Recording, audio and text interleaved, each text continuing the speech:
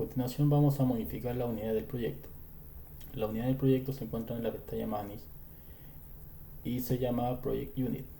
Si lo seleccionamos, va a aparecer una serie de configuraciones, tanto para la disciplina común, como también para otro tipo de disciplinas, como ya sean estructural, eléctrica o de energía, de acuerdo a los parámetros y definiciones de unidades, de acuerdo a la normativa a nivel nacional o internacional. Entonces, en este caso, como lo que nosotros queremos hacer, lo siguiente, es empezar a utilizar herramientas de cotas para poder ir definiendo el orden de estos niveles o rejillas. Entonces, en este caso, el primer parámetro que tenemos es el parámetro de longitud, en el cual está configurado por defecto en milímetros. Basta que yo seleccione ese botón de donde están las unidades y voy a cambiar la unidad de milímetros a centímetros. En este caso el programa me dice si yo quiero con decimales, 0 decimales, 3 decimales o personalizado. Si yo quiero que aparezca en todos los numerales, es decir, los números que están presentes en cada cota, si quiero que aparezca con el prefijo centímetro o no quiero que aparezca nada, en este caso lo colocar none, y las configuraciones que van a depender de otro tipo de configuración. Entonces, si le damos OK y le damos OK, ahora todas las unidades del proyecto, de todo lo que sea referente al parámetro de longitud, va a estar establecido en centímetros. Lo siguiente que veremos acá es la forma de poder ordenar esta información, que son las distintas distancias de los niveles, y para eso lo que vamos a hacer es acotar entre niveles. El número que está representado en cada uno de los niveles es la distancia con respecto al 0. El nivel 1, que es cuando nosotros partimos el proyecto, siempre parte en el 0, en la cota de proyecto 0, 0. Por lo tanto, el siguiente va a ser 400 en este caso, porque está a 400 centímetros con respecto al 0, y el nivel 3 está a 800 centímetros con respecto al nivel 0.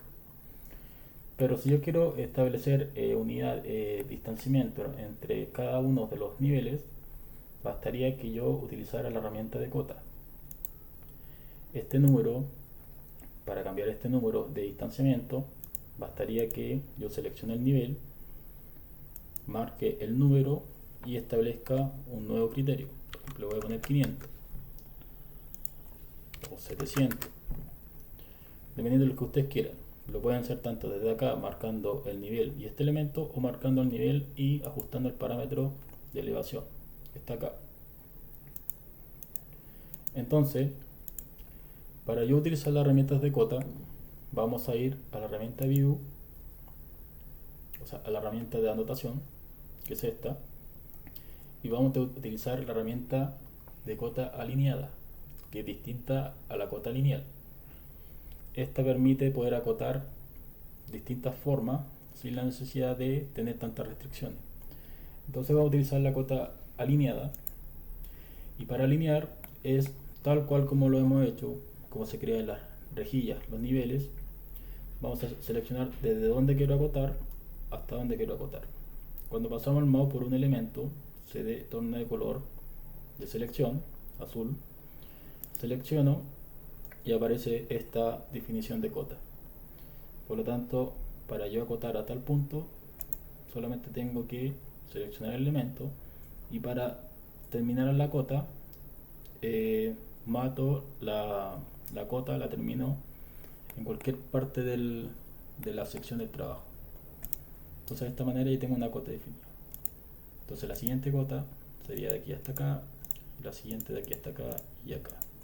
Entonces, una vez que ya tengo definido estos distintos niveles, me gustaría, por ejemplo, que todos los niveles fueran a 250 o 2.5 metros con respecto a cada nivel.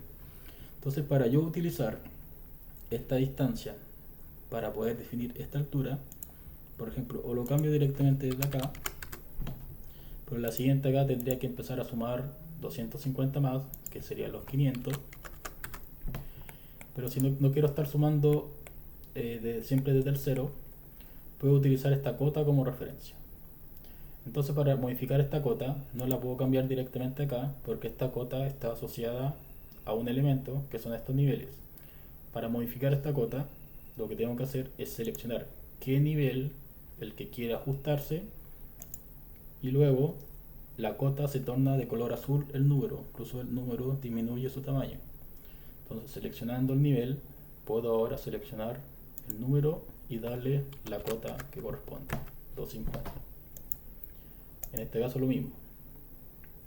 Esto define, es la definición de la cota se ajusta al nivel, y este es el que se mueve con respecto al elemento de más abajo. Si fuera el caso al revés, tendría que seleccionar este elemento para yo poder ajustar de esta manera para que el programa me lea la distancia, por ejemplo 300. Entonces acá lo va a volver a ajustar hacia abajo, 250, y luego tenemos 250. Entonces de esta manera vamos ordenando el proyecto hasta tener una definición de la validación entre cada nivel.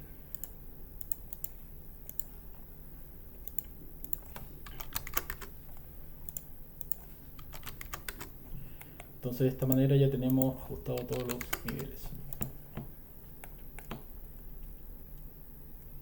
Entonces ya tengo todos los niveles acotado a 250, y ahora voy a ajustar la rejilla haciendo el mismo procedimiento. Vamos a ir a anotar.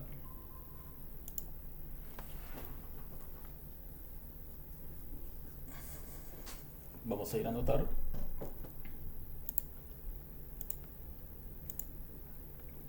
Y voy a hacer una cota ahora masiva. Esto es para definir una cota. Pero el problema que tiene esa cota masiva es que yo no la puedo,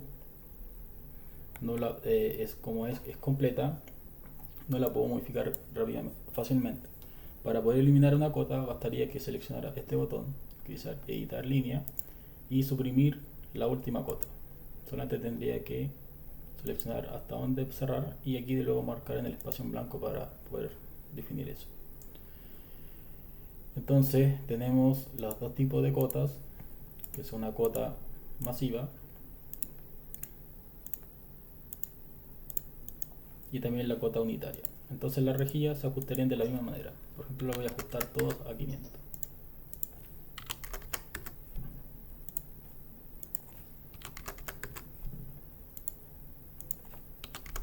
Entonces ya tengo definido esa información, y me bastaría hacer esta. Entonces esta la voy a ajustar a 500.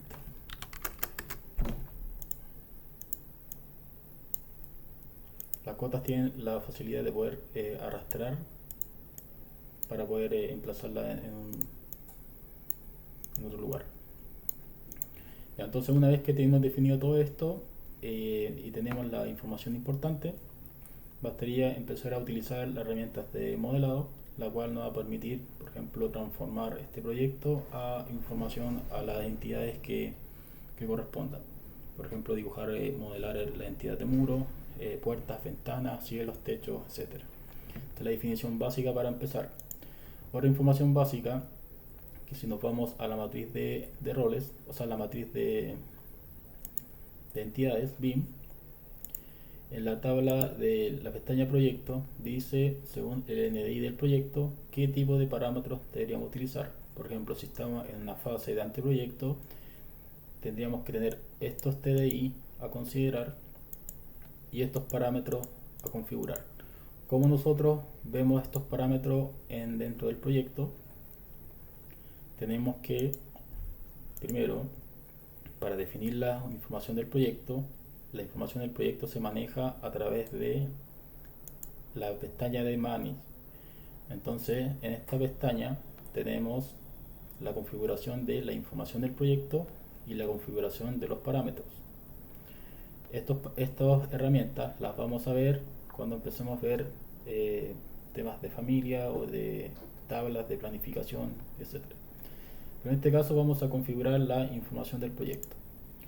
Entonces, al configurar la información del proyecto, hay una serie de parámetros de proyecto en el cual indican el nombre del cliente.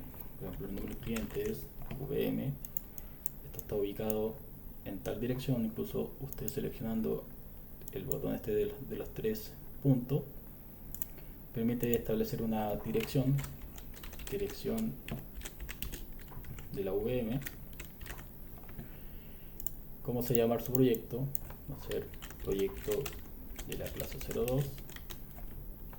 El número del proyecto, en este caso voy a colocar CL02, y la fecha del proyecto. ¿En qué estado se encuentra el proyecto? Se encuentra en estado activo, y la fecha es, por ejemplo, 3 del 7 del 2020. Otra información importante es el nombre de la organización, la descripción de la organización, el nombre del edificio y el autor. En este caso el autor son los alumnos. Entonces con esta información que es globalizada, ustedes cuando después hagan planos, los planos con su viñeta preestablecida pueden leer perfectamente esta información, y así todos los planos no van a tener que modificar a cada rato la información porque se basa en lo que ustedes escriben acá. Si me preguntan, ¿se puede agregar más parámetros de los que están acá? De acuerdo a la matriz de identidades, sí, se pueden colocar más parámetros, pero eso lo iremos viendo a medida que vayamos aprendiendo el uso de la creación de parámetros de proyectos y parámetros compartidos. Entonces de esta manera rellenamos la información del proyecto. Y ahora podemos empezar a rellenar la información de lo que consiste del modelado. En este caso vamos a hacer un proyecto súper básico en el cual vamos a utilizar estos ejes para emplazar unos muros. Entonces, como le había dicho, para modelar yo necesito primero generar todos mis niveles según el criterio que corresponda. Luego que tienen todos los niveles, podemos definir las grillas. Para modelar no es necesariamente el uso de grillas como si el programa lo necesite excluyente, pero le dan una definición mejor con el tema de las grillas para que se puedan ubicar. Entonces, vamos a empezar a utilizar las herramientas de modelado de muros. Entonces, para partir con los muros, debo ir aquí a arquitectura, y hay algo que hay que tener súper en cuenta, que cuando seleccionamos muros, nosotros nos vamos a encontrar dentro de la pestaña distintos tipos de muros. Nos vamos a encontrar con muros de arquitectura, y muros de estructura, y muros basados en cara, que eso funcionan con otra herramienta. Pero principalmente son estos dos, arquitectura y estructura. Entonces en arquitectura y estructura, la única diferencia entre este y acá es que uno tiene una función estructural y este no tiene función estructural. ¿Cómo nos damos cuenta cuando un muro es estructural y no estructural? Al seleccionar la herramienta, nos damos cuenta acá que hay un parámetro que dice estructural y que también está disponible para análisis de modelo. Por lo tanto, si está desactivado esta información, significa que es un muro de arquitectura. Si lo tuviera activado, sería un muro de estructura. Esto es súper importante porque cuando ustedes exporten a un modelo IFC o le entreguen esta información a otra persona, si ustedes no configuran esa información, la persona va a entender que ese muro o tabique tiene un uso que no es de arquitectura. Por lo tanto, es importante definir eso. Entonces, para partir el modelado, tenemos la opción de hacer un modelado por el espacio libre o utilizar las rejillas como líneas de guía. En este caso voy a dibujar muros exteriores y luego voy a hacer muros interiores. Para la definición del muro es súper importante definir lo que consiste una familia. Una familia básicamente es esto, y si vamos a esta ppt, aquí sale la descripción de lo que está compuesta esta familia. Entonces, para tener una idea más general, las familias se clasifican en dos grupos. Tenemos familias de modelos y tenemos familias anotativas. Las familias se clasifican según las categorías y esto vendrían siendo la definición de las entidades del modelo, es decir, puertas, ductos, enchufe, mobiliario, etcétera. Y luego también tenemos la definición de las categorías de anotación, que vendrían siendo básicamente estas. Estas categorías dentro del programa no se pueden modificar, son las que ya tiene preestablecida el software y por lo tanto no se pueden volver a crear otro tipo de categoría. Entonces es súper importante la definición donde nosotros estamos modelando y lo más importante no utilizar en el caso de esto la entidad de modelo genérico, que si el programa lo tiene, porque el modelo genérico no tiene ninguna definición en la realidad. Entonces nos vamos a encontrar con este panorama donde existen dos familias según la definición de su tipo y también según la definición de las instancias. La única diferencia entre una y otra es que el tipo define las características del elemento y la instancia define la cantidad de veces que se repite este tipo dentro del modelo.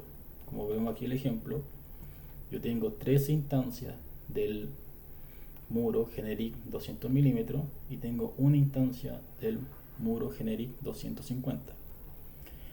Dentro de la configuración de familia o organización vamos a tener presente siempre este escenario donde tenemos las categorías de todo el proyecto o de la plantilla que está encargada, va a tener su familia y sus tipos. La familia vendrían siendo netamente como los elementos de modelado dentro de mi proyecto. Pueden ser familias tipo 3D en 3 dimensiones o pueden ser familias en 2D, 2 dimensiones. Y cada familia tiene definido su tipo.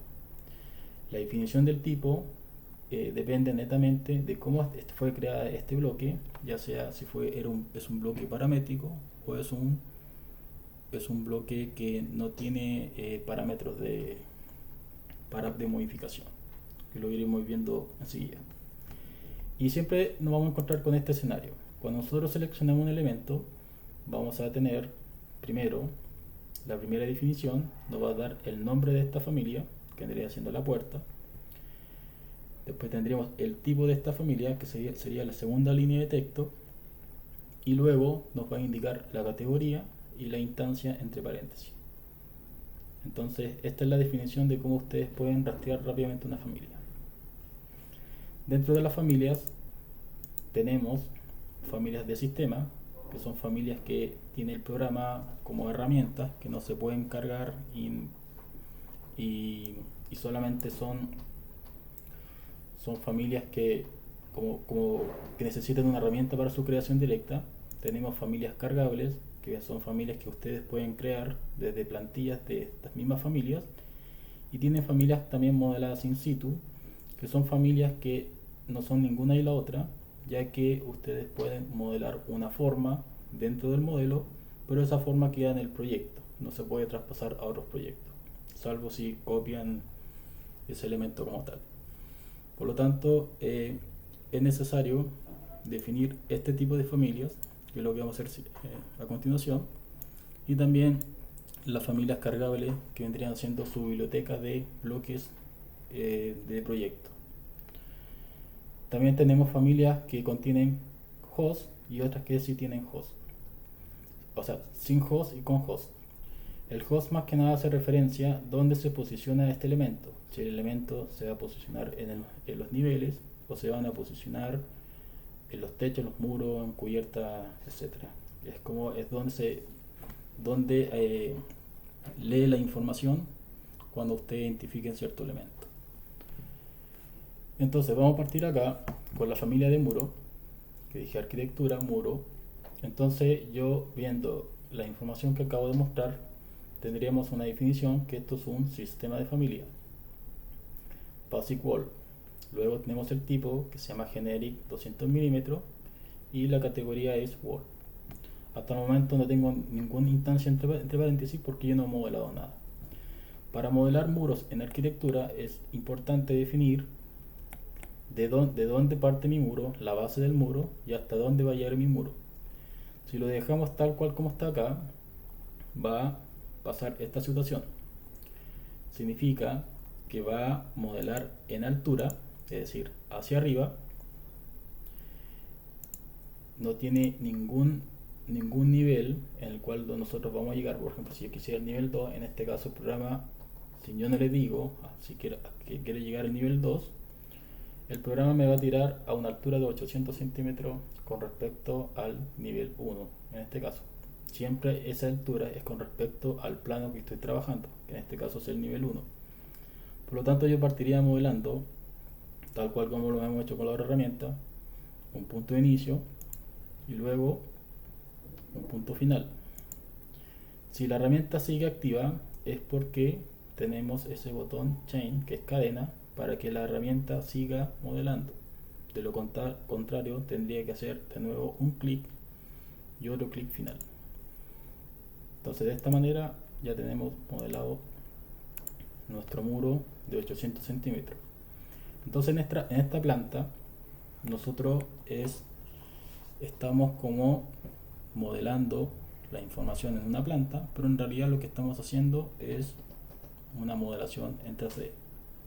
Como vemos esta información, podemos de nuevo seleccionar la herramienta View de la casa y nos damos cuenta que tenemos un modelo 3D. Entonces lo seguía, vamos a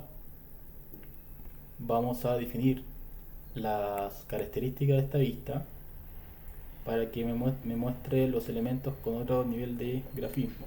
Por ejemplo, si yo quisiera que me muestre los colores de estos muros o una definición de sombreado o tipo alambre, toda esa información se configura con estas herramientas que están acá. Por lo tanto, lo primero que tenemos es la definición de la escala del proyecto. En Revit, todo lo que se modela siempre se modela en escala 1 a 1. Entonces lo que estamos viendo actualmente es un muro de 8 metros de altura, porque así se modela tal cual como si estuvieran construyendo.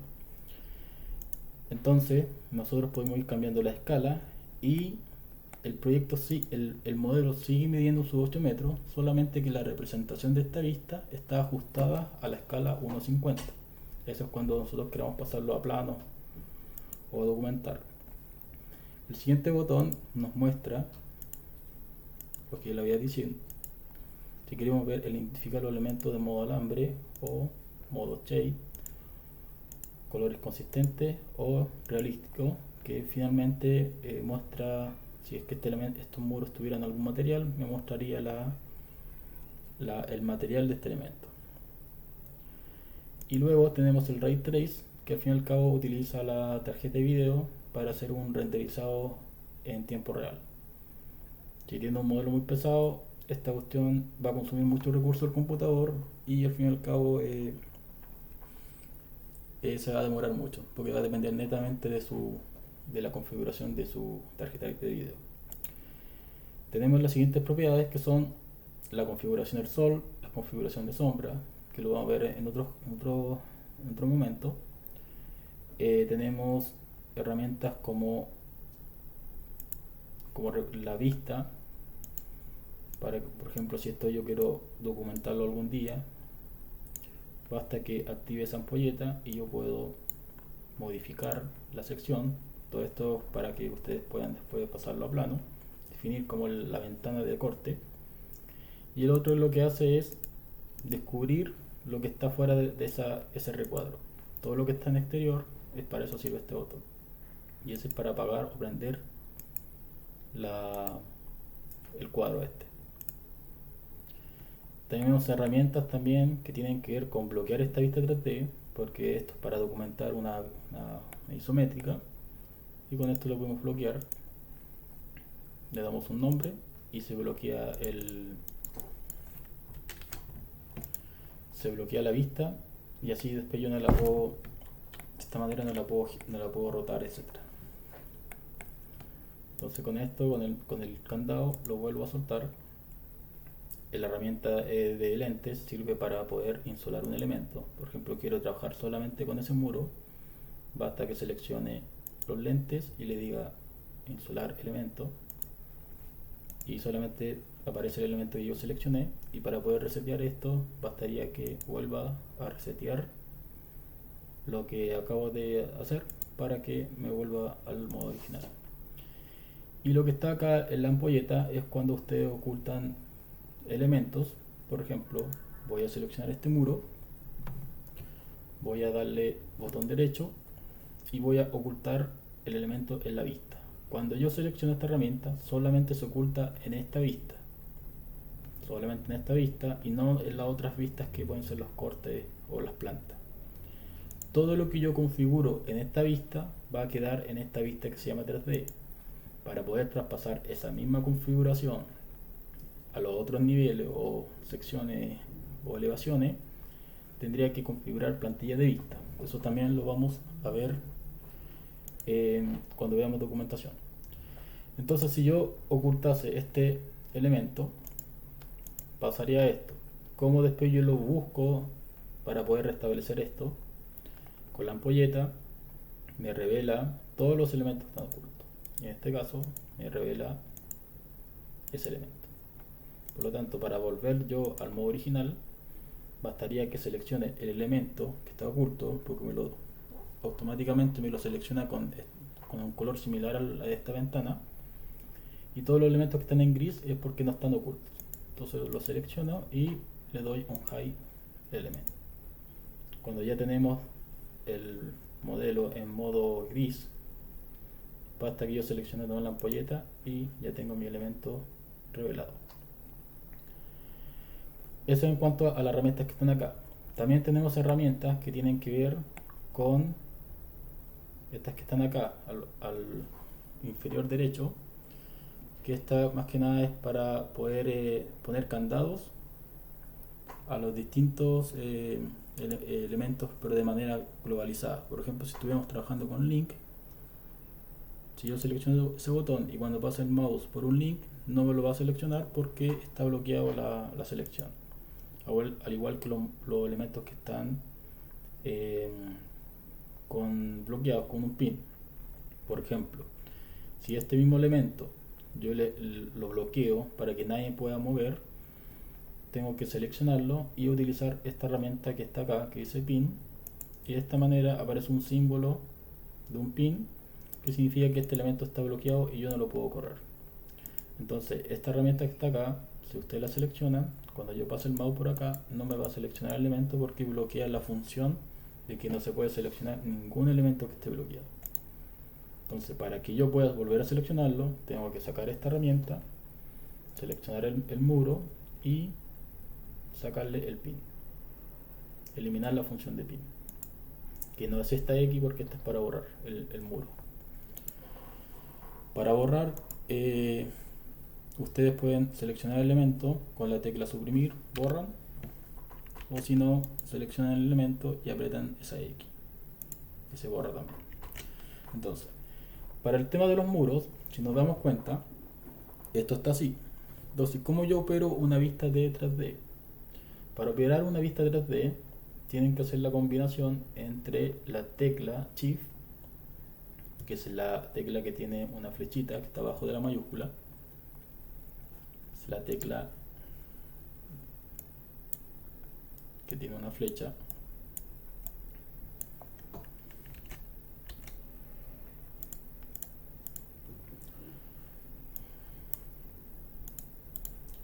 la que tiene una flecha así, y luego seleccionando la bolita del scroll del mouse con el clic que tiene, se transforma en pan para poder hacer esto. Entonces, al seleccionar el shift con ese clic que se genera por efecto de apretar la bola del mouse, la rueda, nosotros podemos orbitar este modelo usando la combinación entre esos dos botones para poder yo girar. Entonces, para poder mover esto libremente, basta que aprieten la ruedita con el clic y queda en modo pan. Entonces, con shift y scroll movemos, giramos, rotamos el modelo y con la otra movemos así. Esas son las dos herramientas que a ustedes les sirve para poder operar en las vistas de tanto 3D como en planta. Entonces, una vez que tenemos estos muros, bastaría que yo les dé la definición de altura a estos muros. Si yo una vez los ya modelado así, los requiero modificar, porque me gustaría que, por ejemplo, el muro, la vista sur, el muro está llegando a 800 centímetros con respecto al nivel 1. Eso significa, si yo quiero que estos muros lleguen al nivel 2, los puedo seleccionar y les puedo cambiar la propiedad del top constraint, que ese es el punto de amarre superior. Entonces yo lo cambio de un connected a el nivel 2 y automáticamente se ajusta. Entonces eso lo tendría que hacer con todos los muros. Si ustedes quieren seleccionar todos los muros de una sola vez, cuando los muros están unidos por la cadena chain, los pueden, con la herramienta tab, pueden seleccionarlos todos juntos. Entonces pasan el mouse sin cliquear, se va a mostrar el elemento de color azul porque la preselección está configurada como azul y la selección está configurada con rojo porque yo la tenía configurada en mi proyecto como esto. La selección es roja y la preselección es azul. La preselección entonces cuando el mouse pasa por sobre un elemento sin tocar. Entonces cuando estamos en color azul, con la tecla tab en ese punto se va a seleccionar todos los elementos que estén amarrados a ese muro, y cuando ya aparezca toda la preselección hago un clic, y de esta manera yo puedo modificar toda la información de estos muros y ajustarlos de una sola vez.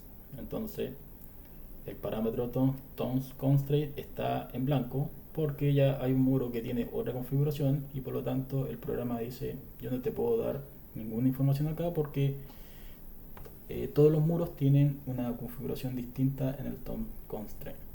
Entonces de esta manera yo selecciono y selecciono el nivel 2 y se ajustan automáticamente. ¿Qué ventajas tiene trabajar con el Top Constraint?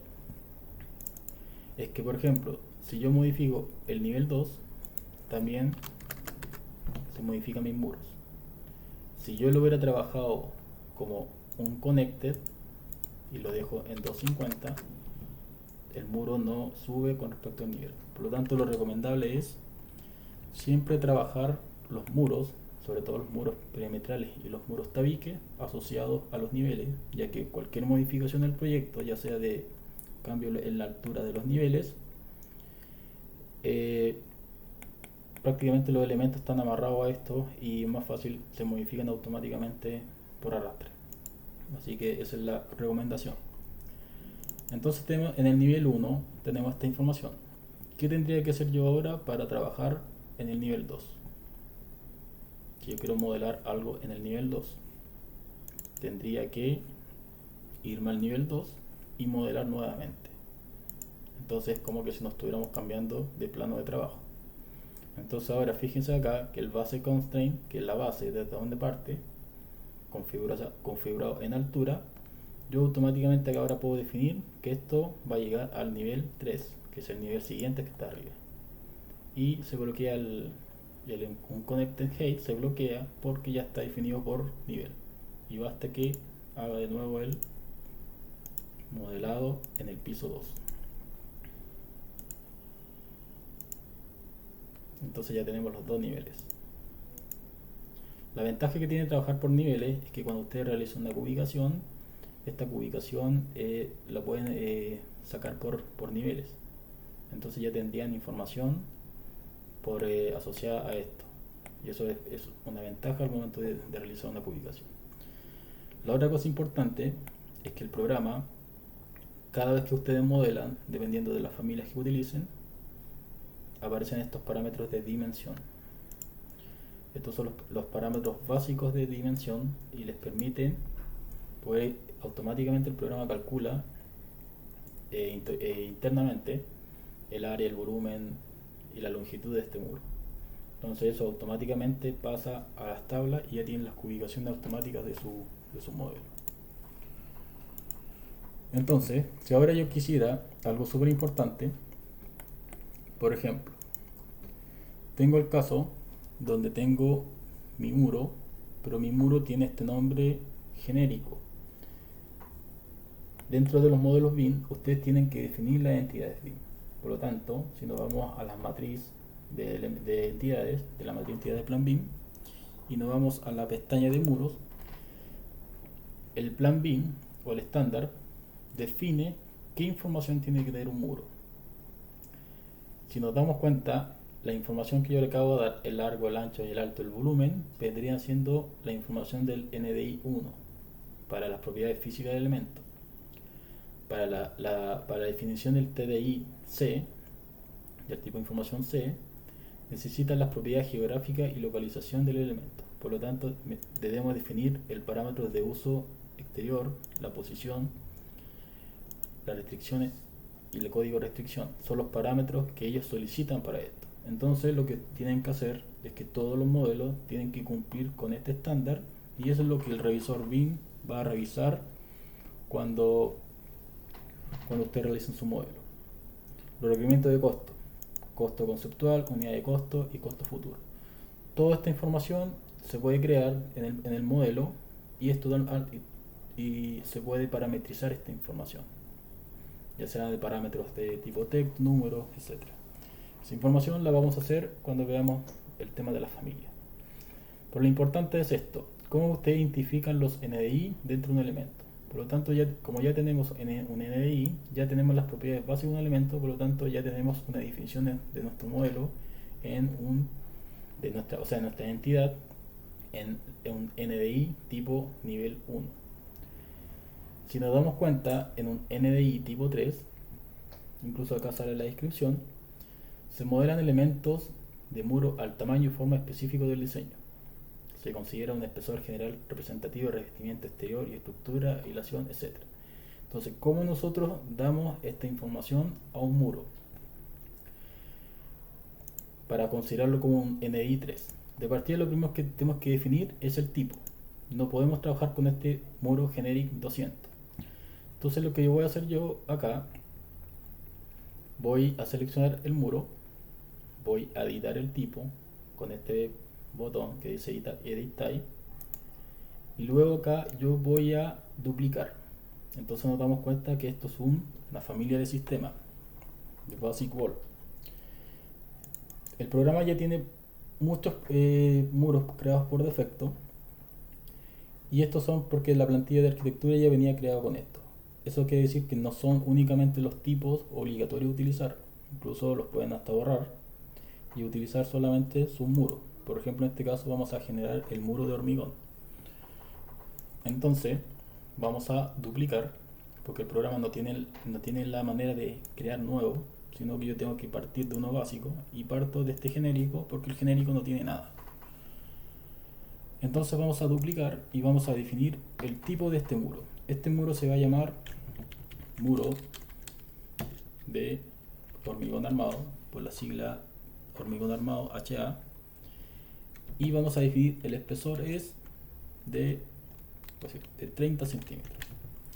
Entonces, cuando yo defino el tipo, no quiere decir que automáticamente el muro va a cambiar porque yo aquí le puse 30. Incluso el programa ni siquiera entiende que es una E igual 30 cm. Entonces, para que la información sea correcta con lo que está acá, tenemos que alterar los parámetros de cómo está estructurado este modelo. Y uno de esos parámetros es el parámetro width, que es el ancho, y ese va a definir el espesor del muro. Los otros parámetros que tenemos acá tienen que ver, por ejemplo, con el material de la estructura de este muro. Hasta el momento yo estoy diciendo que esto es un muro de hormigón armado, pero hasta el momento este no tiene definido ningún tipo de material. ¿Qué otra información tiene? Tiene propiedades analíticas, que pueden ser propiedades térmicas, de eficiencia y de otros parámetros que son según lo que se vaya solicitando. Entonces, todos estos parámetros que están acá tienen que plasmarse con respecto a lo que dice la materia de entidades. Si nos damos cuenta, en algún momento me define que el TDI D tiene que ver la definición de material. Por lo tanto, ¿qué tengo que hacer yo acá? Definir el material que yo voy a utilizar para este muro. Y por lo tanto, yo estoy cumpliendo ya con ese apartado de la matriz. ¿Qué otra información tiene que contener? Por ejemplo, cumplimiento normativo, requerimiento de seguridad de ocupante. Por lo tanto, tengo que definir la resistencia al fuego de este elemento, si es combustible o no es combustible, y la compartimentación. Entonces, para yo establecer un NDI 3, tengo que cumplir por lo menos con todos estos que están acá. Y también con según los tipos de información que me está pidiendo el proyecto. Cumpliendo todo este estándar, ustedes ya podrían definir que ese elemento está cumpliendo un NDI 3. Siempre asociado al el estado de avance de los modelos.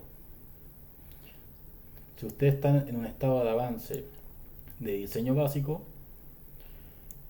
va a contener solamente los parámetros hasta lo que considere ese avance. Por eso es importante la plantilla de los tipos de NDI de acuerdo a los usos BIM. Los usos BIM van a definir qué tipo de NDI y TDI son considerados, y aparte de eso los TDI y los NDI también tienen su relación, y eso va relacionado a los AIM. Entonces, si estamos en una fase de anteproyecto, no es necesario que tengan que colocar toda esa cantidad de parámetros que están ahí, porque ustedes solamente le están solicitando un NDI 1 en una fase de anteproyecto. En cambio, si están en una fase de construcción, ya sus elementos tienen que pasar a definirse de acuerdo a los NDI que les están solicitando. En este caso, por ejemplo, si yo estoy en una fase de coordinación de construcción y me voy a mis muros, tengo que tener definido este estándar que está acá. Entonces los muros tienen que tener un NDI 3 para yo considerarlo en esa fase. Entonces la labor de ustedes es revisar que los parámetros de la matriz de entidades se cumplan de acuerdo a los AIM que se está solicitando en ese momento.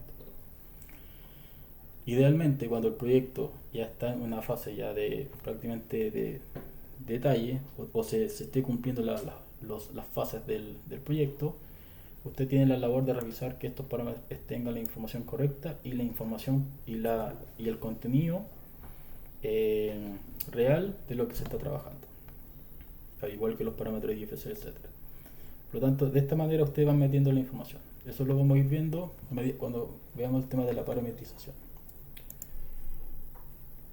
Entonces, volviendo al programa, yo estoy definiendo acá un muro de hormigón armado y me voy a ir acá a Structure, y aquí voy a entrar a las propiedades de estructura de este elemento, que no tienen nada que ver con análisis estructural, solamente es para definir la forma cómo va a tener ese muro. Entonces, en editar tipo voy a definir primero que nada el thickness, que es el espesor. Yo dije que iba a ser 30 centímetros. Si por ejemplo ustedes están trabajando su proyecto en milímetro o en pulgada porque están trabajando en otro proyecto, pueden escribir acá directamente 30 centímetros y el programa hace la conversión. Si ustedes estuvieran trabajando por ejemplo en tubería, bastaría que yo colocara acá 2 pulgadas y el programa hace solo la conversión. Entonces esa es la ventaja de acostumbrarse a trabajar directamente con la unidad. Y el material, que es lo que vamos a entrar acá, es la biblioteca de materiales del programa. La biblioteca de materiales ya tiene por defecto una serie de materiales que ya vienen con esta plantilla, y yo la que necesito es la de hormigón armado. El fin de este curso no es que nosotros ser expertos en renderizado, pero sí sepan identificar los materiales de acuerdo a las propiedades tanto físicas, térmicas, etc. Entonces lo que vamos a hacer acá es crear un nuevo material. Este material lo voy a renombrar con clic derecho y le voy a decir que esto es un material que se va a llamar hormigón. Hormigón, por ejemplo, hormigón H30. Por decir una denominación. Entonces este material hasta el momento solamente tiene un nombre que se llama hormigón H30, pero no tiene características físicas que sea de hormigón. Por lo tanto yo voy a ir a las propiedades de apariencia, y en las propiedades de apariencia voy a modificar este material genérico a uno que haga referencia al material de hormigón. Por lo tanto voy a reemplazar este asset que es el material en sí, y voy a buscar acá en toda esta paleta de materiales que es la biblioteca del proyecto. Voy a buscar uno que se llame, por ejemplo, Concrete, como está en inglés el programa, y voy a utilizar, por ejemplo, ese Concrete Cuttings Place. Entonces, para yo pasar de este punto hacia acá, que es decir, eso, bastaría que yo seleccione ese botón que tiene dos flechas y automáticamente cambia la materialidad. Si no fuera la definición de la materialidad con esto, tendría que probar con otros tipos de soluciones. Por ejemplo, este que se puede adaptar más al diseño. Entonces, este material se llama Flat Gray. Yo lo puedo copiar con este botón y le puedo cambiar el nombre y la información. Y acá es cuando ustedes empiezan a definir que esto es un material de hormigón H30. La descripción del material, esto es un hormigón, es bombeable de planta, por decir algo. Y las palabras clave son, por ejemplo, H30. Entonces de esta manera ustedes van nutriendo de información el proyecto y le van dando esta información de... Entonces acá hay propiedades de apariencia que tienen que ver como cuando nosotros coloquemos este modo realístico, se va a ver el muro de color con esa tonalidad o esa textura. Tenemos las propiedades gráficas que tienen que ver con si los muros cuando los cortamos o cuando lo vemos en superficie, qué tipo de hatch va a tener, que dependen de esto. Pero hay parámetros más importantes que tienen que ver con las propiedades físicas y las propiedades térmicas. Entonces las propiedades físicas me va a decir, por ejemplo, qué tipo de resistencia tiene ese material, etc. Por ejemplo, aquí vamos a elegir el C25, lo vamos a arrastrar y me copia la información que tiene esta propiedad física de ese concreto. Entonces te dice que es un concreto que cumple con este estándar, se llama de esta manera, y con eso ya usted ya tiene la definición física de esto. Tiene la propiedad térmica básica, de mecánica y de resistencia. Entonces toda esa información ustedes pueden ir complementando a su material hormigón con todas estas configuraciones. Y esas configuraciones tienen que ser, ojalá, basadas en la especificación técnica para que ustedes puedan controlar qué tipo de materiales están usando. Y también tenemos las propiedades térmicas, que prácticamente es lo mismo que las propiedades térmicas del concreto. Y prácticamente son parámetros que tienen que ver justamente para el tema de cálculo y análisis energético. Entonces ya definiendo todo este estándar, ya tienen un material que se llama hormigón H30 y por lo tanto ustedes cuando realicen una cubicación pueden cubicar el modelo según la materialidad y les puede arrojar todos los metros cúbicos de todos los elementos que tienen ese material contenido. Esa es la ventaja entre definir el material y definir el espesor. Entonces cuando esto ya está todo ok, bastaría que le dé ok aquí al proyecto y automáticamente cambia a muro de 30 centímetros. Para que los siguientes copien, bastaría que, de nuevo con Tab, lo selecciono y acá me dice que hay múltiples tipos seleccionados. Entonces, fíjense acá que dice que hay 4 instancias, pero no me dice cuántas instancias hay de cada tipo. Yo tengo una instancia de un muro que se llama HA30 y tengo acá, en esta vista, tengo 3 instancias de un muro que se llama Generic 200. Entonces bastaría que yo apriete Tab y también la otra herramienta de selección vendría siendo con Control, que yo selecciono un elemento y cuando selecciono el botón Control aparece en la flecha un más y selecciono. Entonces puedo cambiar automáticamente en el selector de tipo, que es este menú desplegable, y puedo buscar mi muro que se llama H30 y ya tengo definido ahora mi muro con H30. Puedo ir al aquí cambiar el modo realístico y ya veo la materialidad del elemento. Entonces para estos muros de acá basta que los seleccione y los cambie de materialidad. Entonces ya tengo definido mis muros H30.